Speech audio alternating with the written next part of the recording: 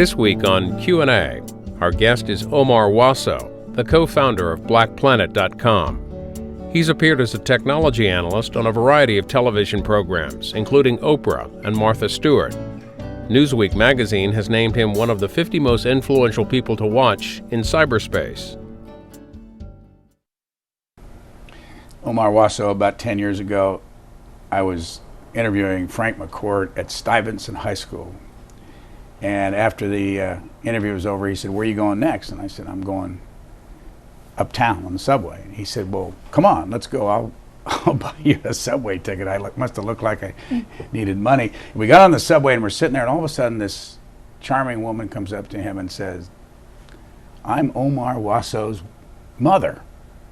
And I've never forgotten that story. And they went on to talk about you and his class. So I want to start with that. Frank McCourt.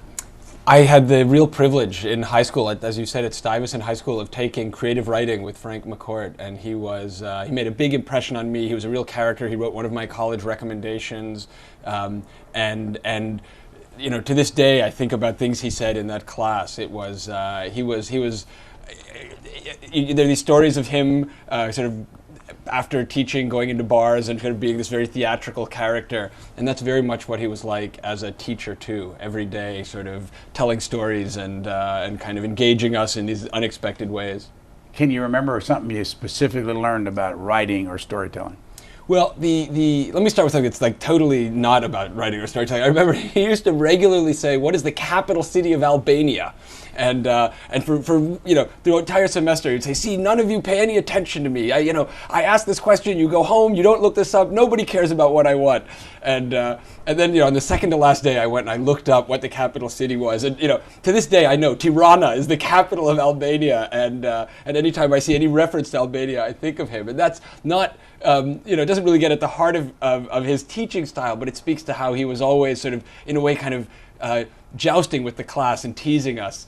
And in terms of writing and creative writing, one of the things that he was at the heart, I think, of what he wanted from his students was for them to find their own voice. And so he let us write about things that were very intimate and very personal, and was very supportive without, I think, having what would be more of a conventional creative writing approach, which is to say, you know, here's you need to have a theme and a subject and a protagonist and an antagonist. I mean, it was like sort of, tell us something that moved you. Tell me something that was like very powerful in your life. And so I remember the things I submitted.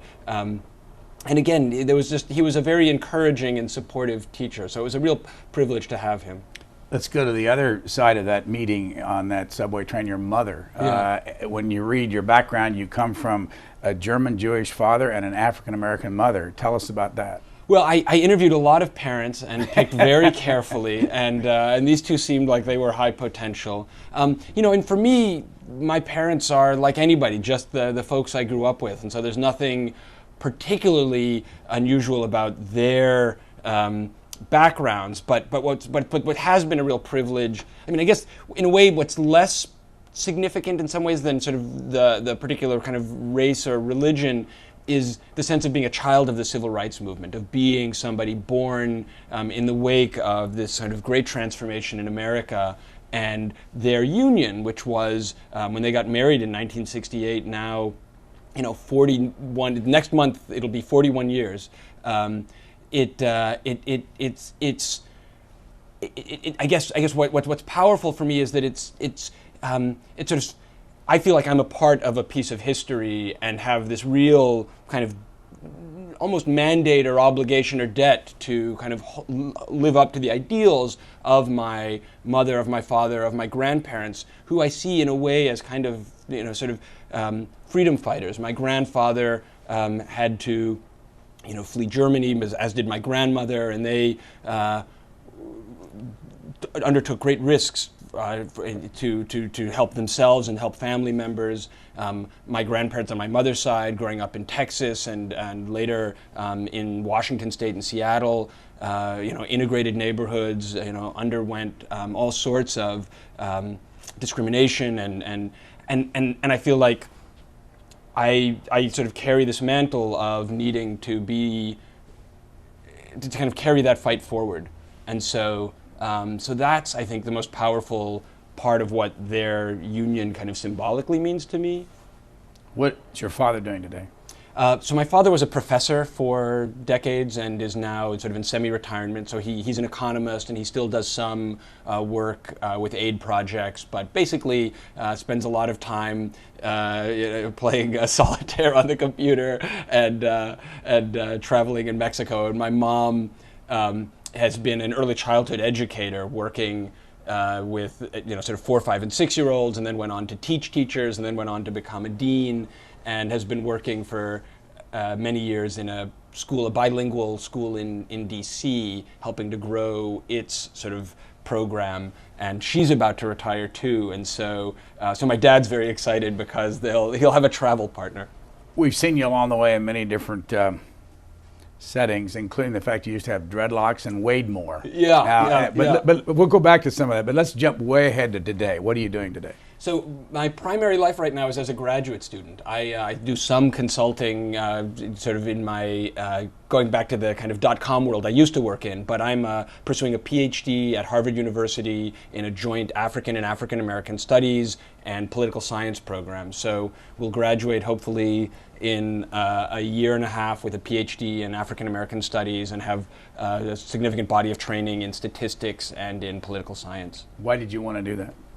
I had spent a dozen years in the internet industry and loved the internet, continue to be very fascinated by social media and innovation, but saw that a number of the key questions I was interested in, particular around education and criminal justice issues, weren't going to get answered by the work I was doing in the internet, and thought the only way I was going to understand how do we help kids get a better educational outcome, how do we help reduce the amount of crime and incarceration in this country, was to understand those issues more deeply. And so going back to school has been this real gift for me to be able to kind of go deep on those topics. When did you start at Harvard? So I started in 2005, so 4.5 years ago, and have been, it was a very humbling experience. I'm an older graduate student. Most of my classmates are a decade younger than me or more.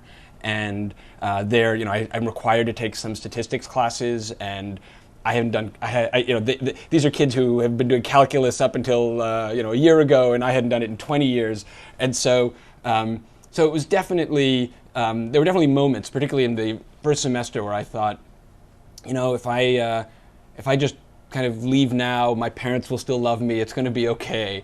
And luckily kind of found the wherewithal to turn in those papers and keep going. But it's been a wonderful experience overall. Probably the most visible on the Oprah show. Yeah. What year did you do the 12 lessons on how to use the internet? I think the 12-part series we did with Oprah was in 1999 or early 2000. It sort of overlapped a little, and you're absolutely right. I mean, to this day, that's sort of one of the things that that's the thing I am remembered most for, is having taught Oprah how to use email, and that was an incredible experience as well. There are all these moments where she was actually kind of skeptical about the whole 12-part series and didn't really want to do it at first, and by the end of it, as we were breaking down the sets and everybody was sort of exhausted from 3 very intense days of shooting, she was still there doing email. She clearly had a bit of a conversion experience, and so that made me really proud that some of my passion for this medium had come across and she had gotten the bug. How did it happen?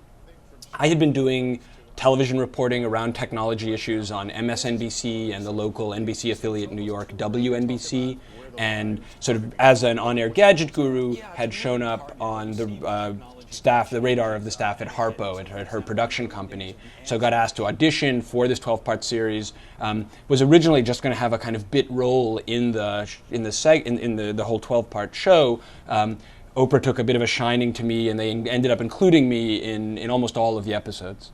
I've seen you writing about the Obama presidential race and the internet. Did you work for the campaign, and if you didn't, why not? I didn't work for the campaign, and I did give money to the campaign. And I guess, and I should say that, I mean, there are a number. of funny sort of personal similarities, right? I mean, he's mixed, but his father's an economist, my father's an economist. I was born in Kenya, his father is from Kenya. And more significantly, there's sort of a generational sense of here's somebody who really feels like he could be a peer. Harvard. Harvard also, funny first name, and at least funny by American sort of convention, and so there are all sorts of things, both kind of somewhat arbitrary and somewhat sort of substantive, that gave me a really strong connection to him. I thought I was you mentioned Stuyvesant before. I was the student body president of my high school and thought I was going to go on to run for office and care deeply about politics, and was and had the privilege of working for a congressman, a guy named Bill Gray, who was the highest-ranking black elected official at the time, the House Majority Whip. When I was in college, I interned with him, and as much as I learned from that experience, one of the things that I took away was that I didn't want to work in politics, and it was just too far removed from a lot of the stuff I particularly cared about, which is understanding the issues deeply and trying to sort of really kind of study stuff. And so coming back to your question, why didn't I work for Obama? I think for me, the way I feel like I can best make a contribution in the world is to try and help distill complicated issues into a more understandable form so that other people are in a position to take action on those issues. So that's where I see my contribution. You were at Stanford when you worked for Bill Gray as an intern, or were you on the payroll? No, as an intern. What do you remember learning the most about at that juncture? There were a couple of things that stood out. One was I saw a speech by a person who was running, this is not in particular in reference to Bill Gray, but it is about politics. There was a mayoral race that year, and a candidate came and spoke to our dorm of 20 some odd students. And what stood out was this very beautifully written speech, but you could tell that it had been said so many times that the sort of life had been beaten out of it. And I kind of thought, I don't want to be in a career where the things I care about most deeply have the kind of life beaten out of them. I want to be able to sort of cherish the work a little more. And it's hard, that seems kind of subtle, but the other thing, I worked for Bill Gray for 13 weeks, and there were two offices because he was this House Majority Whip. He had a leadership office, and I was in the Philadelphia office. And after 13 weeks, we got to go across to the leadership office and meet him. And I thought, this is exciting. We finally get to meet him. I'd not met him after 3 months of working for him. And we got ushered into the office, and they took a photo. We shook his hand, and they ushered us out. Maybe 2 minutes tops. And it was just this sort of astonishing experience of this is what power means in the world. As an intern, I had very little power and very little status and was given very little regard. And that just felt like a kind of world that I didn't want to commit my life to. What year did you get out of Stanford? 92. Degree in what? I did an individually designed major in race and ethnic relations. So kind of coming back to try to make sense of my life and how race and ethnicity play a role in the world. Do I figure 39 or 40 right now? Yeah, 38. Soon to be 39? Soon to be 39, exactly. So how does this world look to you? In terms of any particular thing? Yeah, the future of this country. Yeah.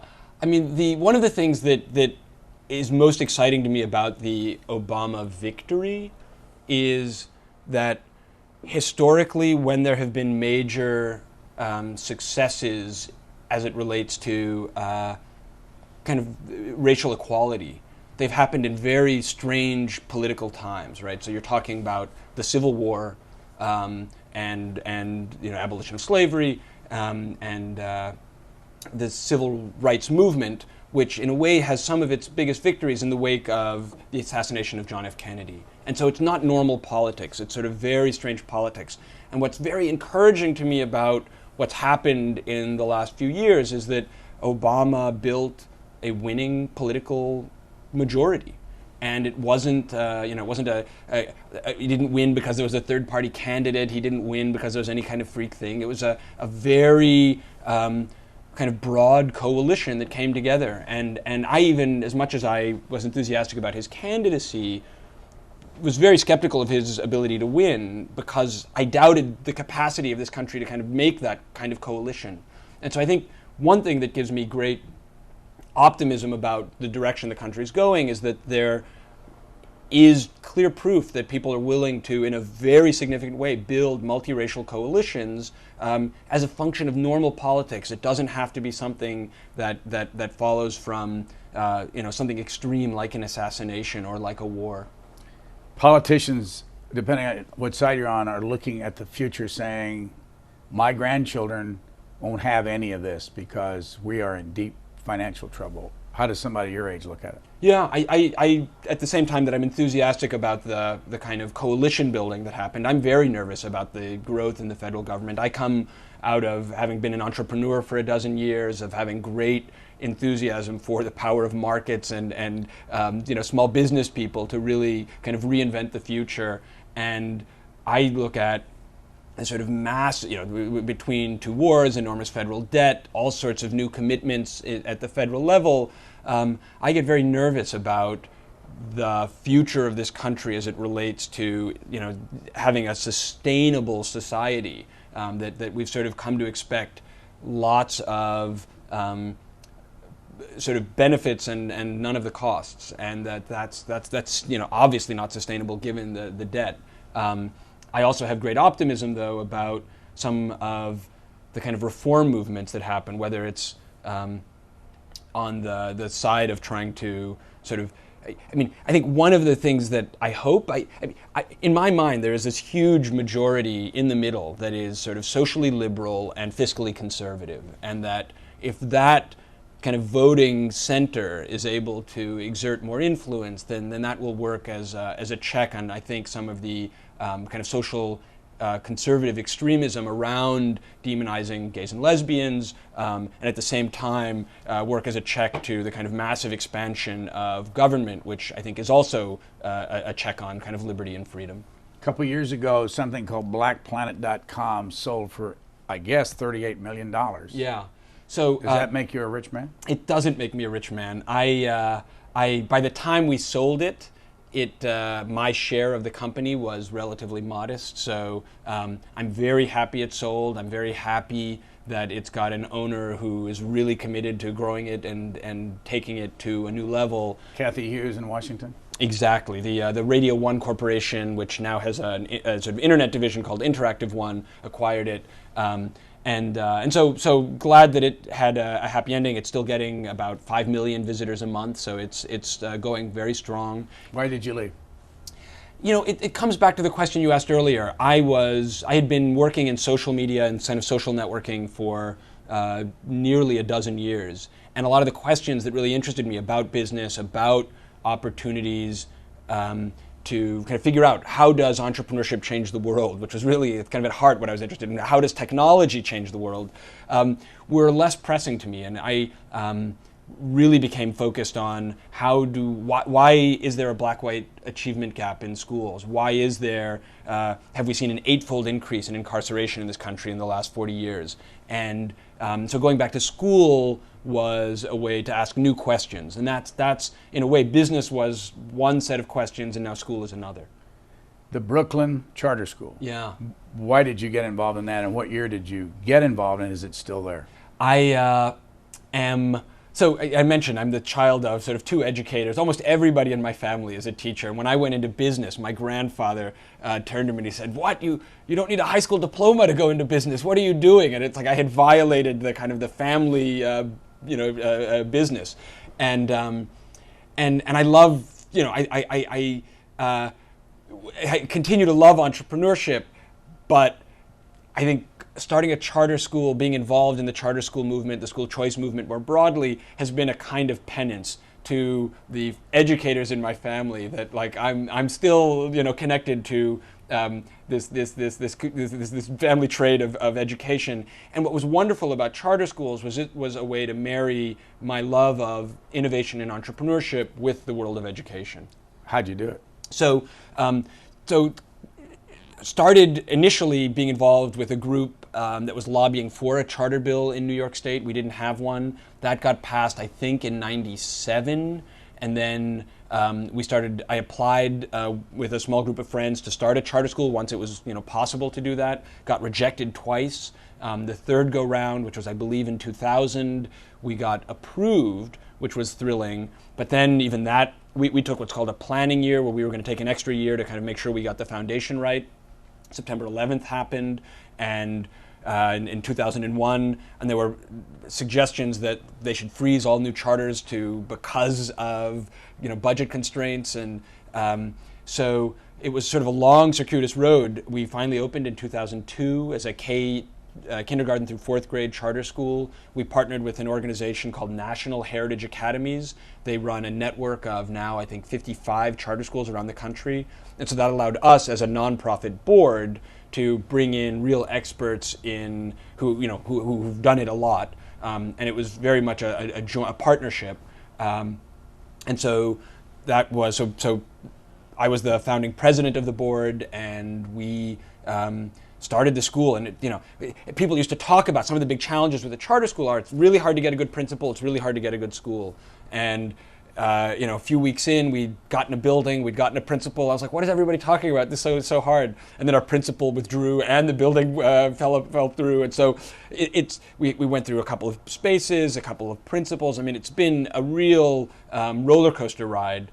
But we are now, I'm very proud to say, when we started, our students on average, 27% of them were proficient in math. Now 95% of them are. There are similar numbers in English. What are you doing? It's in some ways, as a friend of mine says, it's not one 100% solution. It's 101% solutions.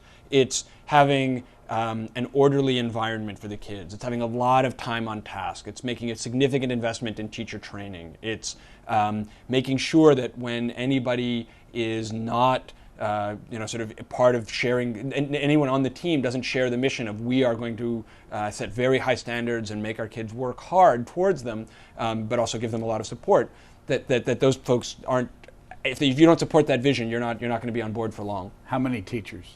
Well, it's 650 kids, and I believe it's a staff now of about 30 total. What do you not have to follow that every other school that's run by the city has to follow? So as a charter school, we are a public school. We are required to follow all of the kind of mainstream laws that you would expect. We have to have, we're ADA compliant. We can't discriminate against anyone on the basis of race. We are, a public, we're subject to a lot of rules and regulations. We have to take the same tests and meet. But the main kind of trade-off that a charter school makes is we're going to give up we're going to be held more accountable. We have outcomes at the end of 5 years where if we don't meet those outcomes, we get closed. And in exchange for that higher level of accountability, we get more freedom to set the length of our school day, to set the length of our school year, to pick our own curriculum, to have more freedom in hiring and firing. And that sort of reduced red tape gives us a lot of room to create more esprit de corps among the staff, to make sure that we're we can invest in a particular curriculum that we like that may be different from what the state wants, but and we can do all of that as long as our kids are doing well on the statewide assessments. Do the teachers or can the teachers belong to the union? They can belong to the union. At our school, they're not unionized. Some charter schools are unionized, so it's not. The law doesn't specify.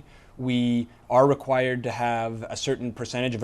Almost all of our teachers are certified, but we are given a little bit more latitude to have new teachers who aren't certified. So it's less. I think the real difference is not so much in unionization or not unionization. It's really in can we let teachers go when they're not performing? Can we let a principal go if he or she doesn't share our vision? It's really about making sure that everybody is held accountable from the students on up. Do you stay away from tenure then?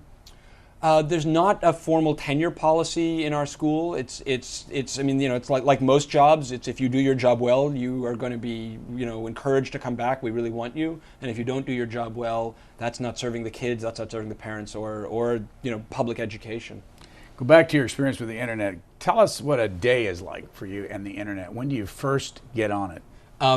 I am, so a day like today is typical. I wake up, I reach for my cell phone, turn it on, and pull the email down right on my cell phone. So I read. What kind of cell phone do you use? I use now both an old Trio, which is sort of a bit of a clunker, and I've been playing with an iPhone, which I've enjoyed a lot. And both have their strengths, but sort of I'm reading email first thing in the morning and take great. You respond right away.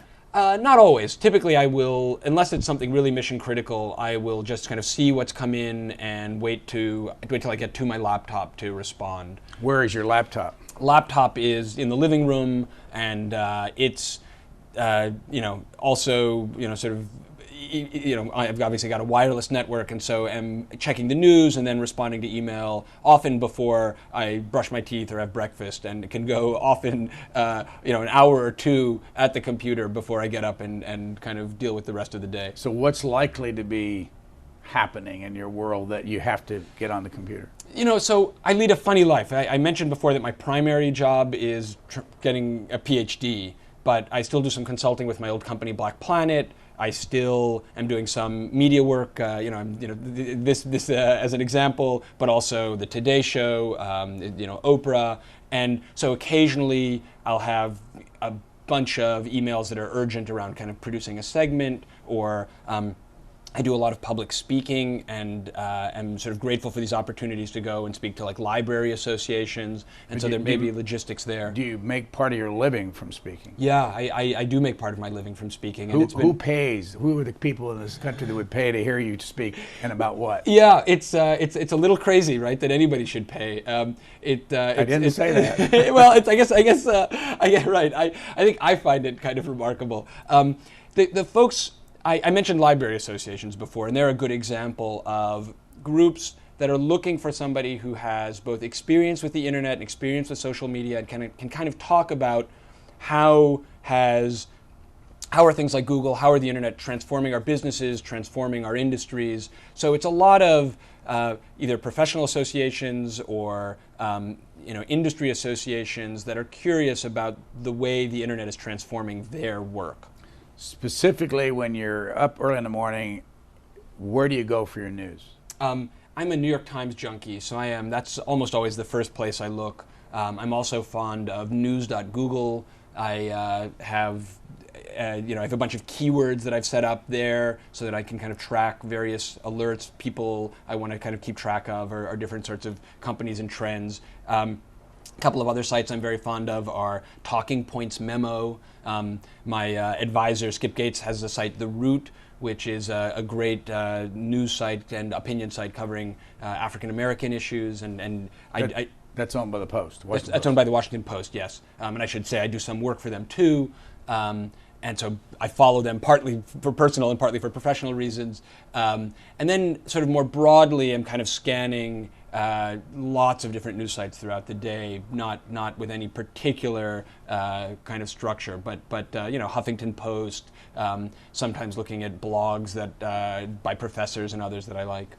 Do you go to somebody on the other side politically, like a conservative website? There's a site I like called The Next Right, which is a blog written by, it sort of feels like people who are peers. They are, I'm guessing people in their 30s and 40s who are simultaneously very committed to sort of the success of Republicans, but with, to my mind, out what I find often, I'm actually politically quite moderate, and so for me there's a lot of overlap with folks like the Next Right, and where I kind of get lost, and where I think a lot of people get lost with some of the Republican rhetoric, is around the most kind of divisive sort of stories. So for me, going back to the election, what was most sort of alienating in the election, the sort of 08 election, were these moments where people,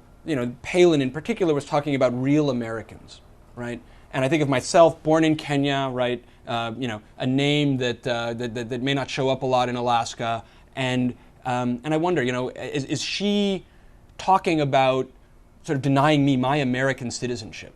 in some level, like my Americanness is somehow being written out of the story. And when people talk in those kinds of terms, it's almost like a kind of declaration of war. It's like that to me is very provocative, and I find it's a real challenge. And so what I like, coming full circle back to folks like The Next Right, is I feel like they have a much more inclusive vision of what it means. Who's an American and who's in the party, and they're still committed to ideas I find very compelling, like limited government, like markets, but without some of the more divisive kind of exclusionary identity politics. By the way, the name Omar Wasow, is there a middle name?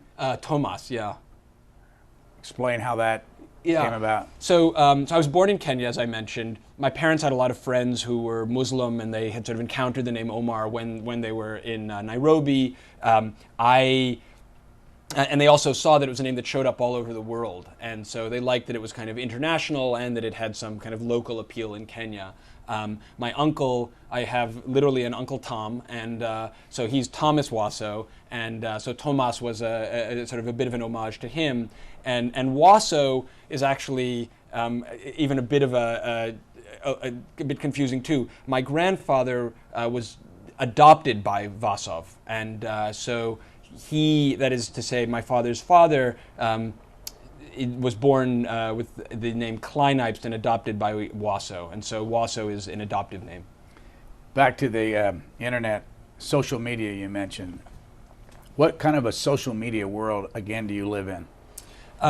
So, I mean, one of the things that's been most fun to me, I mean, just to give a little bit of history, I fell in love with social media not in the last decade or even 15 years, but as a student in junior high school and in high school, using bulletin board systems where you would take a modem and call up to some other local hobbyist or enthusiast in your area, and it was like a mini AOL but all text-based, and this is very nerdy stuff, but that was sort of my roots in social media, go back long before the internet. And when I came out of college, I became fascinated with this idea that I could create a watering hole online as well, and sort of had this 20 phone lines coming into my apartment in Brooklyn. People thought I was NYNEX, which was the local telco at the time, thought I was running a phone sex operation, because they were like, "Why would you have 20 phone lines?" I said, there isn't enough room in my apartment for that many people. So the end of the story. Why did you? I had 20 modems that were hooked up to a computer so that people could call in to my little mini America Online called New York Online. At what year was that? This is sort of 93 to 99. And it was a really good run, but it was also it was before the web, it was before the internet really took off. And so it was kind of a technology that was a little early, and as the web took off, all of these sort of social media experiences began to migrate to the web. And at the risk of geeking out a little, in the early days of the web, you really couldn't, you think about the rhetoric Al Gore used. It was the internet is going to be this information superhighway. And my whole experience of the internet had been, or of online media, had been of it as like a supper club. It wasn't this giant set of encyclopedias. And so, as one person put it, the web was initially like a neutron bomb on the internet, because it took away all the people. It was just stacks of information. And what people have been doing over the last, really now, decade and a half, is layering on top of the web tools and technologies that weren't there at the start to kind of to bring the people back to the internet in a way that had always been there historically. Give an example of what you're talking about. So I mean, with our first site, Blackplanet, we were, part of why it took off like wildfire is we were giving people things like, easy instant messaging, easy chat rooms, easy ways to create profile pages of themselves, ways to post on message boards, all things that are totally standard now. But for a while, that was something you paid $20 a month for on AOL, and there was no good version of it on the web. So we had basically built all these all these tools to give people an easy experience of that. And you can kind of trace the success of sites like MySpace and Facebook and Twitter as attempts by companies to kind of recreate some of the core experiences that had been there really decades ago in these early technologies, but hadn't been built into this really information management medium of the web. How many non-blacks use Blackplanet? The site is about 90% African American, so it's open to anybody, but it's really it's a like any community. It's really people come there because they enjoy interacting with the other members. So you got a lot of things going on. Yeah. Jump ahead 10 years. What do you be doing? So I went back to school in part not just to kind of go deep on these two topics, but to really to learn to write better. And so my fantasy 10 years out is I'm writing a lot, I'm teaching, and I'm probably involved in something entrepreneurial. Go back to Skip Gates. Yeah. Name well known, and particularly high profile over the whole Cambridge police incident. Impact on him that you saw, and impact on you because it had an impact on him. Yeah. So I was talking to him regularly through that process because of the work I was doing with the Root, and I think the most direct impact on him immediately was that it really there's just an enormous amount of stress for him, not only because of all of the media attention but I think he was genuinely frustrated by how he'd been treated. And then sort of following the beer summit, I think for him there was a real sense of calm is maybe a little strong, but a return to his former self. Where he's very jovial, very. I think one of the weirder things that might have people who don't know him would have found hard to understand is he's an incredibly proper guy, and so the idea that he was charged with disorderly conduct, a charge you use when people are rioting, it just sort of doesn't quite add up, and.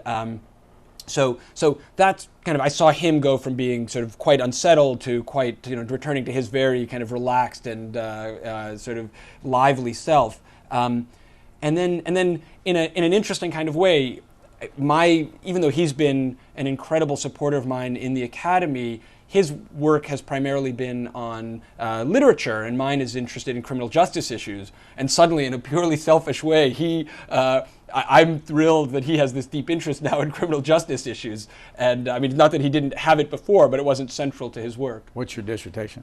So I'm really interested in why rates of violence vary dramatically across neighborhood and time.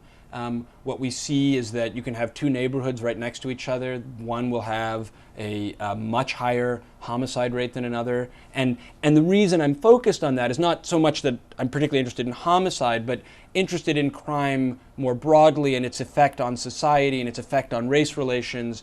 And by looking at homicide and violence, you have sort of a proxy for that. So you take a place like New York. When I was growing up here, 1993, there were 2,500 murders. It just totally changes the culture of everybody's interactions. Now it's about 500 a year, right? And so that's a very dramatic drop. And trying to understand what led to the spike in homicides, what led to the drop, is at the heart of what I'm trying to understand. Why does somebody study African American studies?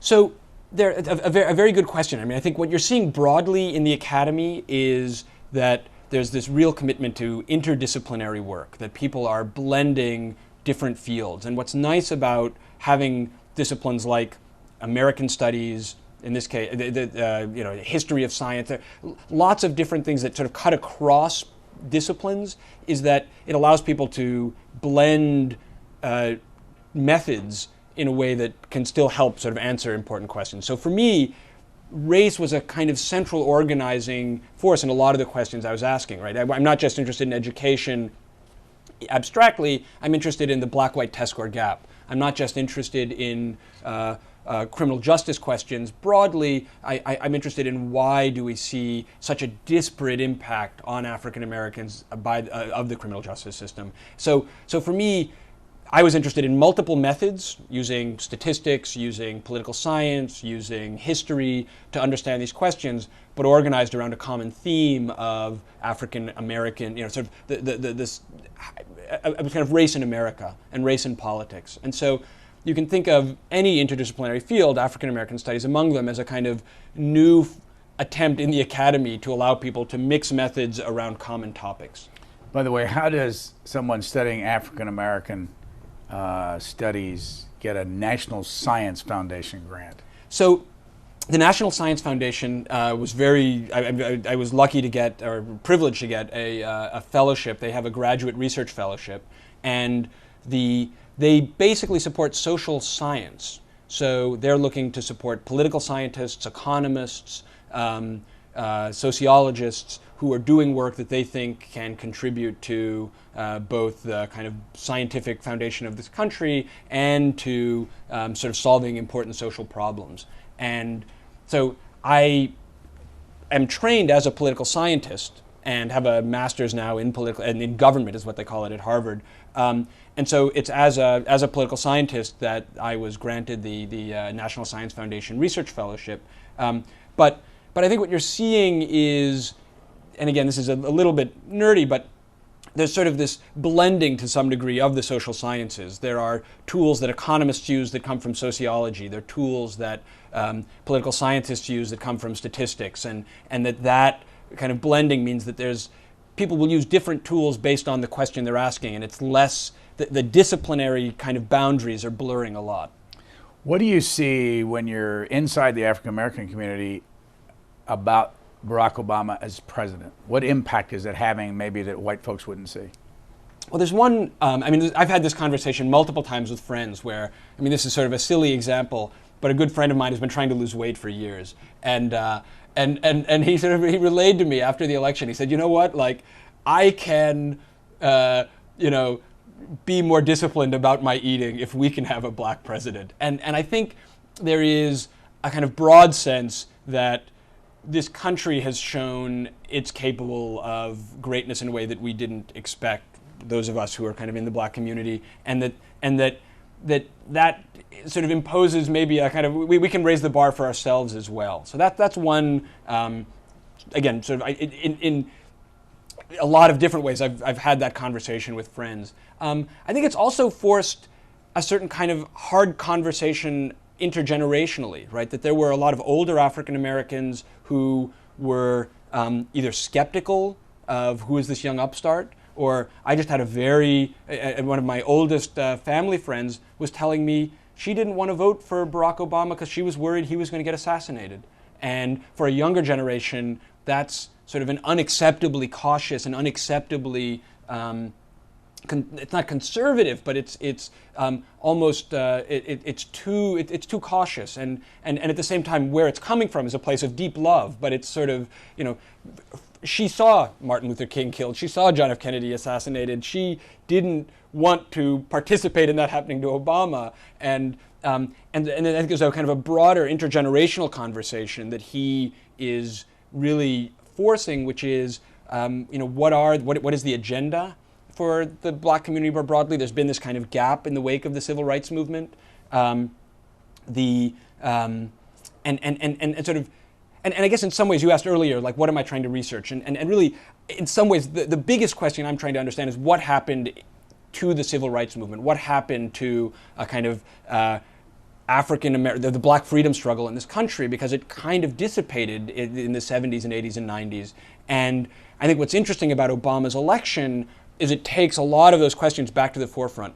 Where is the agenda for advancing the welfare of black Americans today?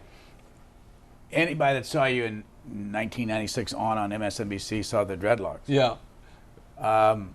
Did you feel differently about the world when you were wearing dreadlocks, and why'd you get rid of them? So I had dreads for 19 years, and first started growing dreadlocks when I was in high school. And was it your own hair? Yeah, it was all my own hair, and basically, dreadlocks are just, if it's sort of slightly knotted hair, and so if you let it knot and you don't brush it out, it'll knot. Washed it all the time, and let it grow and grow and grow. Had it through college. It was I had the privilege of having some bosses at MSNBC, at WNBC, who saw it as a plus rather than as something I needed to get rid of. So it was something where even when I worked for Bill Gray, that was the first time I thought I might have to cut my hair. I went working for this congressman, and I went down to my first day of this internship in Congress, and I thought they might say, "Oh no, you're going to have to go cut your hair and come back." And I wasn't sure what I would do if they had said that, but they sent me down to the office to get my ID laminated. And I thought, once I've got a photo under laminate, I'm good. They're not going to. So there'd be various junctures where people, it wasn't considered so radical. And in fact, if anything, it was just sort of part of who I was, and they were cool with it. Fast forward, I went back to school 4.5 years ago. And after having been in the kind of national spotlight a little bit with TV and NBC and Oprah, decided I really wanted to be anonymous as a graduate student. And I also had this idea that you should change your haircut once a decade maybe, and I was coming up on 2, and maybe now was a good time as I was leaving New York for Cambridge, leaving the .com world for the academy, and just wanting to be sort of very low profile as a student. What would have been the impact during the presidential campaign had there not been an internet on the Obama campaign? I think there's no way the Obama campaign could have won without the internet. I mean, so a couple of key reasons for that. One is the internet allows candidates who really are inspiring on some kind of cause, whether it's Ron Paul for the kind of libertarian community or Obama for a certain set of the kind of Democrats. If you've got a message that is compelling, you can take sort of passion from a small group of people who are willing to give you money up front and turn that into credibility in the offline, non-internet world, right? So what Howard Dean was not able to do was to take that online passion and turn it into offline success. But it fueled his campaign in a way that he wouldn't have gotten as far as he did without the internet. And Obama was really the first candidate in any party to take online passion, that capacity for raising a significant amount of money online, and turn that into people knocking on doors on the ground, advertisements on TV, real sort of house parties, lots and lots of offline organizing and marketing. And so you've got to. Online, you've got niches that allow you to get a base, and offline, you've got to go mass. And Obama used that base online to really become, to build a broad coalition. But without that initial base, you can't win. When you were writing about it, you mentioned the fact that 3.1 million people gave $600 million to Barack Obama. It sounds like a lot until you step back and look at it's only 1% of the American people out of 308 million, and $600 million, and we see how much money is thrown around today. What do you think about the future candidates? Are they going to find it easier to raise that kind of money? I mean, I think one of the other interesting things, and this is you're exactly right that it's a relatively small percentage of the public that gives. We're going to see. I mean, Obama has rewritten the book on how to do a campaign, and every candidate, not just in this country but around the world, who is interested in winning, is going to think, how can I replicate that model of mobilizing people online to drive offline success? And so I don't think we'll see the percentage of people donating go from 1% to 50%. But what you will see, I mean, what's great about the internet is it creates this sort of gentle on-ramp for people to become more engaged as citizens, as activists. And so you can give, it would have been impossible before the internet to have a successful campaign that raised $10 chunks, because it's just too expensive. It would cost you $9 to get 10. Online, you can allow people to give small amounts of money, to just do something small, print out a flyer to put in their window, organize a house party. There are all of these very sort of simple ways to kind of dip your toe in on behalf of a candidate, and then incrementally get more and more committed. So what I think we will see is an enhanced capacity for civic engagement driven by the internet and driven by candidates who harness these technologies effectively. Go back to your own use of the internet. What innovative thing are you doing right now that we don't know about? I'm really excited about the potential for technology to transform education. I've been very skeptical about this in the past, in part because we've spent $60 billion in this country wiring up schools, putting computers in schools, and we have very little to show for it overall.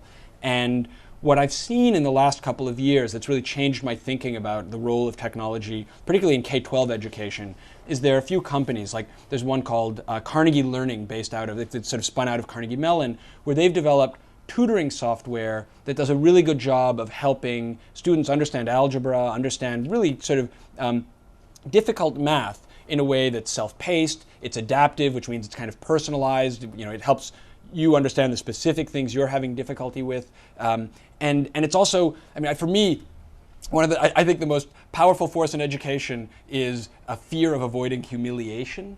That like most students are, what they're thinking about is how do I not look stupid in front of that girl or that boy?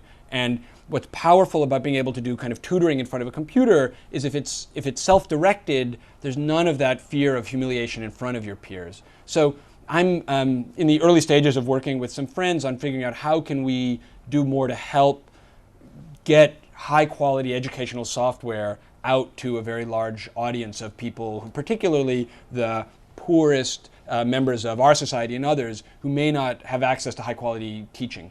Now you went to Stuyvesant, Yeah. down near where the 9/11 attack was, Yeah. and that's a super high level school, high school. Where is the charter school you started? Charter school is in Bedford-Stuyvesant, Brooklyn. And it's right on the edge of a neighborhood called Bushwick, so it's sort of Bushwick and Bed-Stuy. But Bed-Stuy is, in some ways, a beautiful working class community. It's got incredible housing stock. It's got pretty good train connections. There's a lot that's wonderful there about the community. We found a building that had been, I think it was 89 years old when we took it over, but it was just a shell. But one of the things I'm most proud of, although not as proud as the educational results, is that we took this building where if it rained on the roof, it rained in the basement, and have turned it into a school that's serving 650 people and has really become a vital institution in the community. What is the racial mix? It's 98, 97% black. Do you teach there? I've only gone and visited and read to kids. I'm on the board, but I haven't taught. How many of those kids have laptops? There's none of them have laptops that are issued by the school. How many computers do you have in the school? We use computers for a number. There is a computer class that kids go to, which is not ideal. I would love to see us. Computer class is almost like having, as one person put it, pencil class. Like you don't go down the hall to use the pencils. They should be integrated into the classroom. So our school in a lot of ways is not very innovative when it comes to technology. We use computers for testing so that we can do 3 assessments a year and get very rapid kind of grading of those so that we can track how kids are doing. We use a lot of technology around creating kind of what you might call an intranet so parents can stay closer to teachers and sort of track how their students are doing. But we don't do a lot with computer-based curriculum. And that's something I think there's enormous potential for our school and many others to benefit from. How many of those kids go on to college? We only go to 8th grade, and so we haven't yet graduated a class that has gotten through high school. But I'm very proud that all of our kids have gone on to competitive high schools, and we're trying to dial that up so that even more of our kids can have the kind of experience I did going to a place like Stuyvesant. When you look back at your own life, Stuyvesant, Stanford, Harvard, and lots of other things that we've talked about, who would you, besides your own ability, but who would you give the most credit to along the way? It's sort of a cliche, but I owe an incredible debt to my parents. What did they do? I think both my parents and my grandparents were really good about encouraging me to be curious. I often get asked in the context of the internet industry, why to take at the charter school, why aren't we teaching kids to use Microsoft Office? And the thing I have to sort of help our parents understand is you don't succeed in this economy by knowing a particular piece of software. You succeed in this economy by being curious, by being somebody who's constantly learning. And so my mother, if I went to a museum with my mother, she would say, how would you do this museum differently? What would you, and just, even as a 6-year-old, I was invited to think about how I might create and how I might, the role I could play in redoing, an exhibit.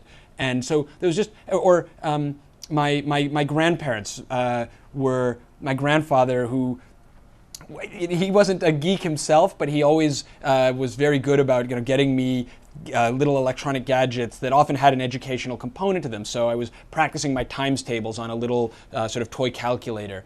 And at the heart of it, though, was that my parents were always encouraging me to take real pleasure in learning, and it's just and that's propelled me throughout all of these experiences. Which teacher in your life stimulated you the most? Wow, that's tough. I've been really lucky to have some incredible teachers. Frank McCourt, I mentioned. I had this drama professor, Anna DeVere Smith in college, Henry Louis Gates at Harvard, and all of them have played a really significant role in my intellectual development.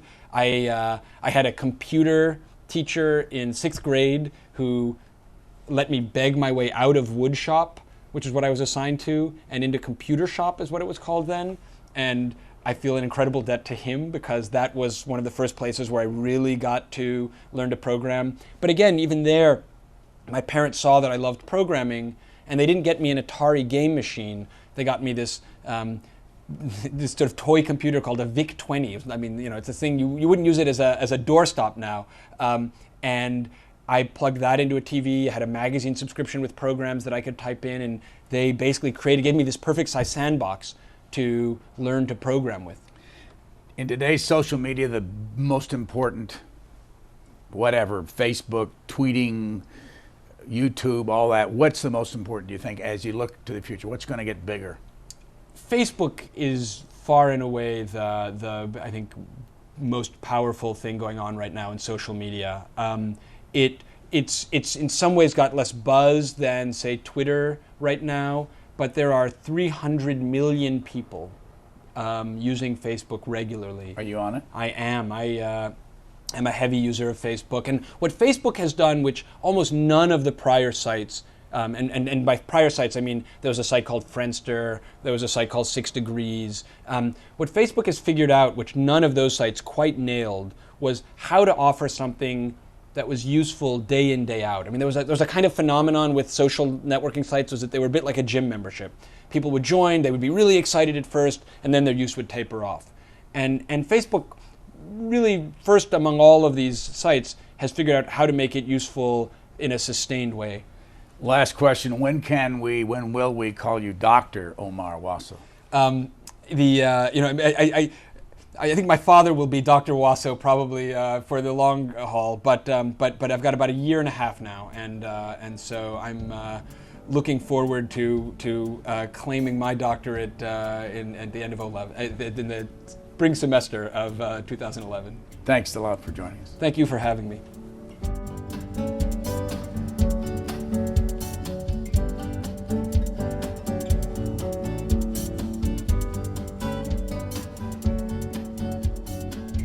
For a DVD copy of this program, call 1-877-662-7726. For free transcripts or to give us your comments about this program, visit us at qna.org.